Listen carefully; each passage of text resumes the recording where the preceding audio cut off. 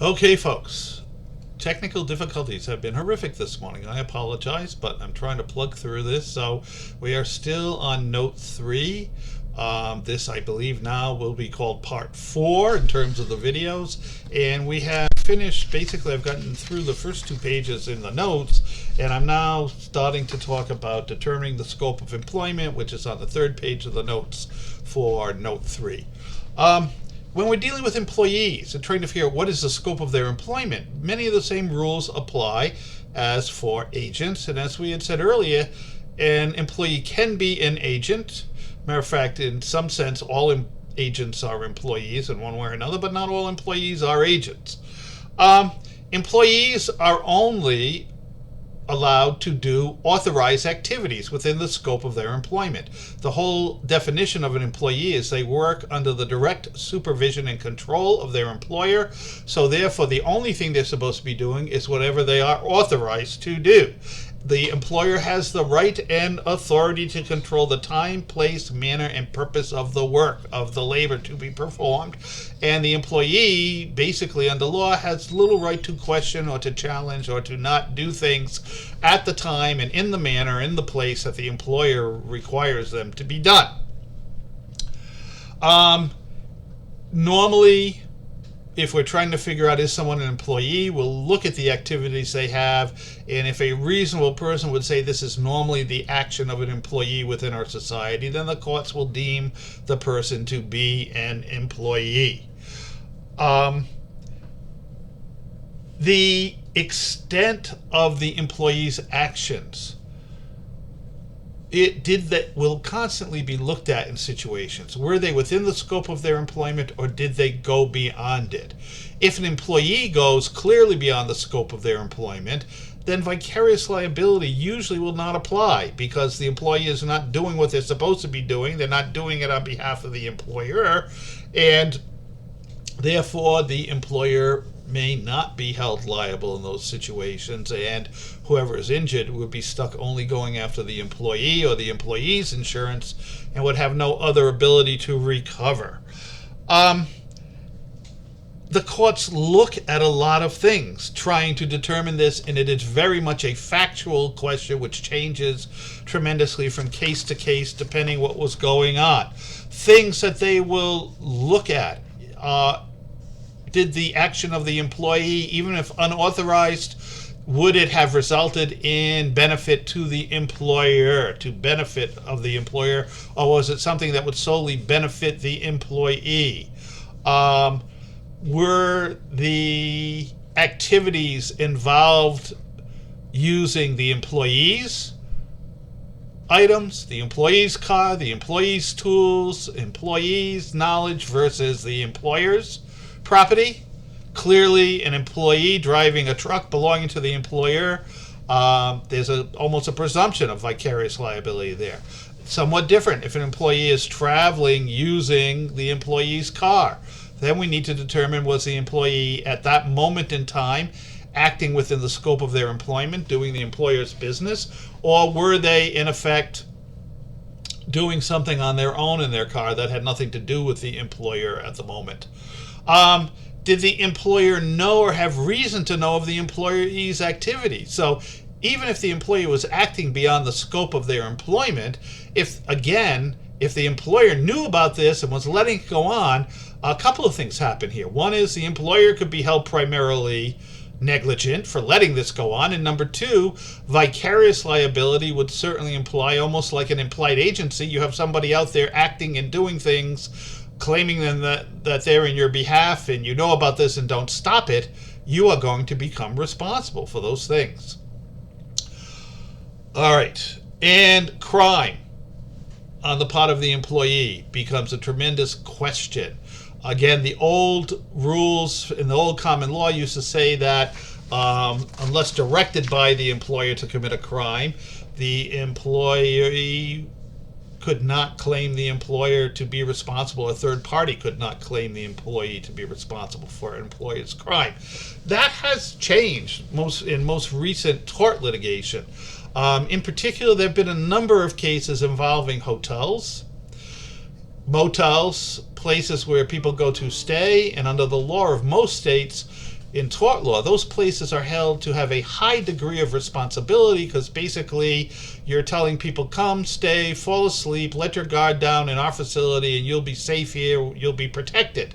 So the courts have really looked at the idea of employees of a hotel complex or a motel committing a criminal action, a sexual assault, an assault and battery against a person who is staying at the hotel, and they are more and more saying that the hotels and the motels, the employers are responsible even for the criminal acts of employees in those situations.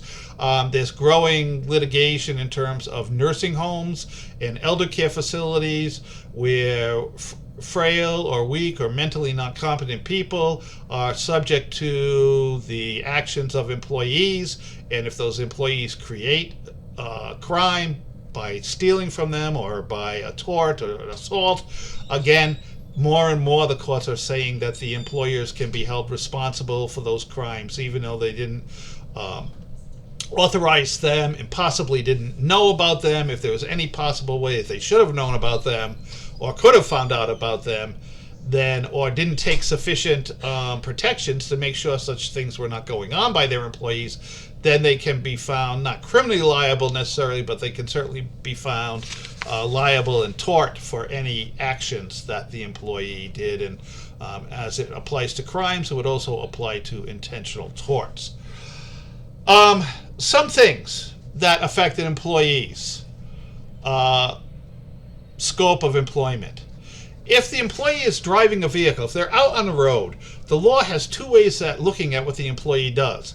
The employee is out on the road, they're driving around all day making deliveries, they pull into a Dunkin' Donuts to grab a cup of coffee, and while in Dunkin' Donuts parking lot, they crash into another vehicle. Most courts today would call that a detour. They would say that the employee had not really left their scope of employment, that it is expected, particularly if they're going to be in a truck for 8 hours a day, that at some point they will make stops to go to the bathroom, to get a cup of coffee, and that unless expressly prohibited by the employer, and the employer has some program for enforcing that these are to be expected, and that the employee had not really deviated from their employment at that point. This would be particularly true if they were driving a vehicle owned by the employer, but it could also be held if they were driving their own vehicle, but they were basically driving around most of the day doing their employer's business. Now, that is to be differentiated from a frolic. A frolic is where the employee goes so far off course, so far afield from the employer's instructions that the employer cannot be deemed responsible or liable unless the employer knew this was going on and didn't stop it. An example would be when an employee stops to take a 3-hour lunch, has 5 drinks, and then gets back in the vehicle and drives. The employer did not authorize that, and at some point stopping for lunch after a few minutes and certainly imbibing alcohol when you're supposed to be driving would take you out of the realm of being within the scope of the employer's authorized activities, and the employer would not be held responsible in that situation. But again, these are highly fact-sensitive situations, and the employer is probably going to be sued in every situation, and it's up to the employer's good lawyers to make sure that they can build a factual case to try and get the employer out and lay all of this on the employee. A sales representative, particularly if they're sent to another state or another country overnight, they may be on duty from the time they leave their house in the morning, go to the airport, get on the plane, staying at the hotel, right until the moment they get back to their home 3, 4, 5 days later, a week later. Courts have held that entire adventure is within the scope of employment, and the employer can be at least tortiously responsible for anything that happens during that time. Normally, with regular daily employees, the traveling to work and the going home from work are not considered part of the scope of employment, either for tort purposes, criminal purposes, or even, as we get into it later on, for workers' compensation purposes. Because with a regular employee, it is deemed that they are not on the time clock, they're not being paid, they're not under control of the employer until they arrive at the work site. Now, COVID-19 has opened up a whole new Pandora's box, as massive numbers of people for the first time are working from home. And massive numbers of people who are not independent contractors. Normally they would be considered employees, but now we're letting them work from their home. And I think we're going to have to wait a few years to see how the courts will handle these situations, to say what is the vicarious responsibility of an employer in these situations. Okay, independent contractors. And this is the reason why it's so critical to make a determination, is somebody an independent contractor or not an independent contractor?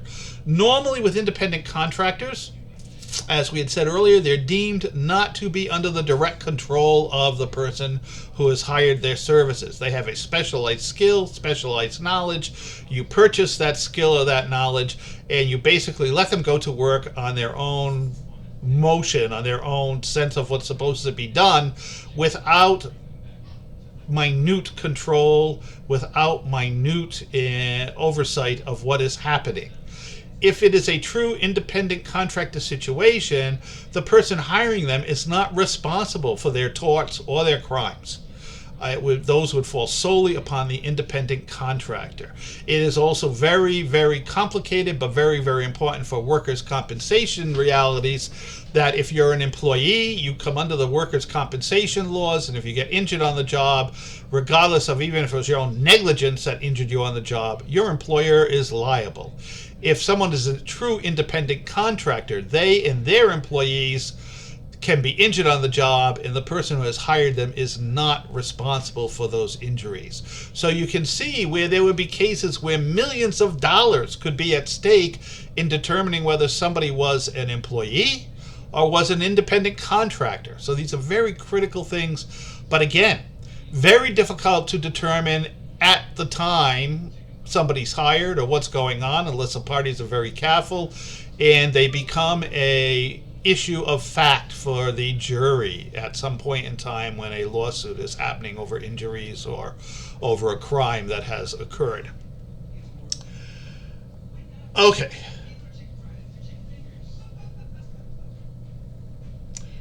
Termination of agencies. There is no set procedure to terminate an agency. It can happen by way of a number of different things, number of different activities, almost like in contracts, where contracts can be terminated a number of different ways. All right. Termination can be express termination. It can be implied termination.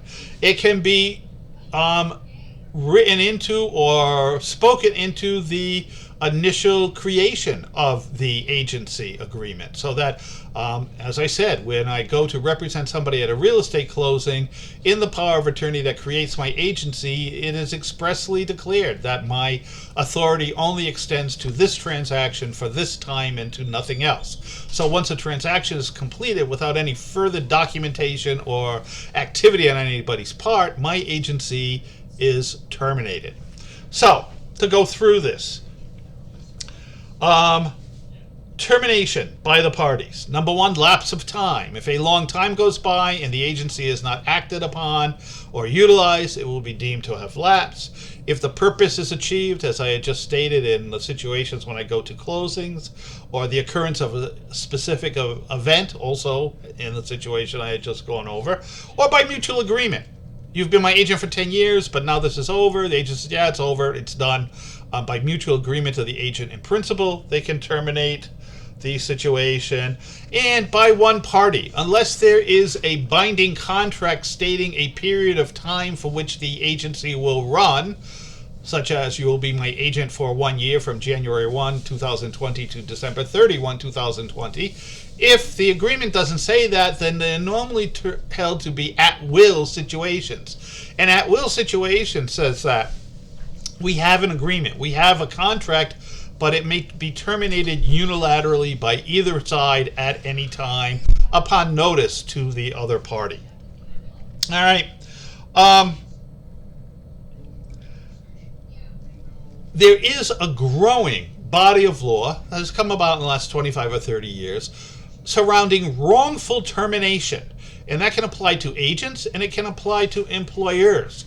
So if you enter into a contract with someone as an employee, as an agent, and they come to believe that they have certain rights and they have certain things that are owed to them, you have to be very careful on how you terminate the agreement, because courts are finding more and more that agreements that were maliciously terminated because of certain personal reasons, or certainly because of reasons of discrimination of some type, or were terminated upon the basis of false facts, false evidence, that the terminated agent or the terminated employee may have both contractual and tortious rights to proceed against the employer.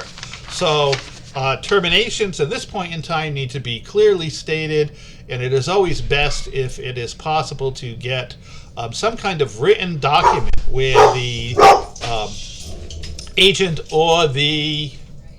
Sorry about that. I live in a household of people and a dog, and you just met my dog. It's helpful.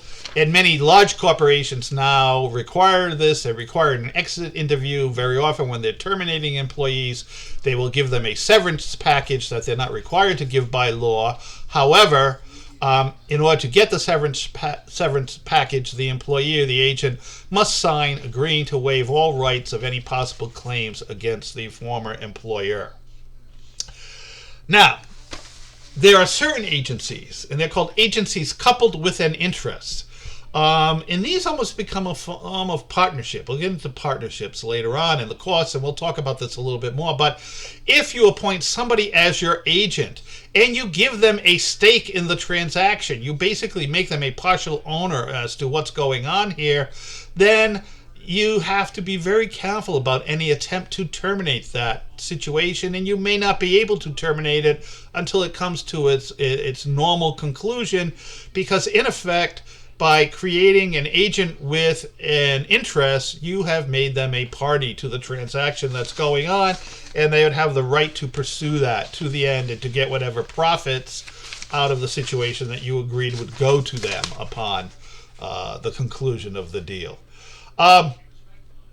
Notice of termination, there's no particular form, there's no requirement, but as I said, today, if you're dealing with anybody, having something in writing, a notice in writing stating that you are terminating the agency, terminating the employment, and then trying to get something in writing from the employee or the agent saying they accept that is the prudent way to go. Agencies can be terminated by operation of law, which means that circumstances happen and the law says the agency is over.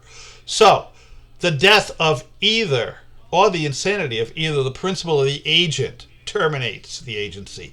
Impossibility. So something has happened. The subject matter was destroyed. COVID-19 came along, so you can't go out and solicit clients.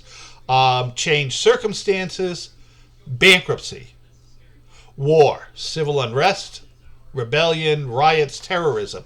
All of these things have been held by the courts at different times to terminate an agency relationship and sometimes to terminate an employment relationship, whether the parties intended that to happen or not. But just by virtue of the occurrence of these events, operation of law comes into play and the agent is terminated. Now, one of the things that principals need to be aware of when they terminate an agency or an employment is to make third parties aware of this, so that the person who has been terminated cannot continue to go out in the world and pretend to still have agency powers or to pretend to still be employed with certain authorities. So it is an important thing. It's a very difficult thing because you cannot, if you insinuate the person was terminated for cause, they can turn around and sue you saying you are now trying to prevent them from getting other employment or getting other means of supporting themselves or damaging their reputation within the community. So you can be sued for slander or for wrongful termination. But it's precarious in that if you don't inform third parties that this person is no longer part of your business, no longer working under your authority, then implied and apparent authority could possibly still continue. And you could find yourself being bound by the actions of this no longer agent when a third party comes around and says, well, they showed up at my office and they signed an agreement for you to sell me X at this incredibly discounted price. Why should I have not believed that they had this power? They had this power for the last 10 years.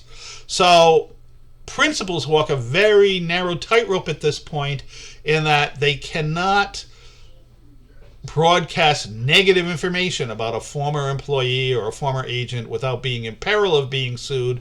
But at the same time, they have to get this information out to the third parties that they had been dealing with, so that those parties no longer depend on the prior existing agency, and that they can't turn around and make a claim of implied or apparent agency because you did not inform them. All right, that ends my discussion of Note 3. Hopefully we'll be able to piece all these videos together in a coherent form. You'll be able to look at them. I will be posting the video for Note 4, which talks about franchises and one other subject, whatever it is. But I will hopefully posting that either tonight or tomorrow, and we will go on from there.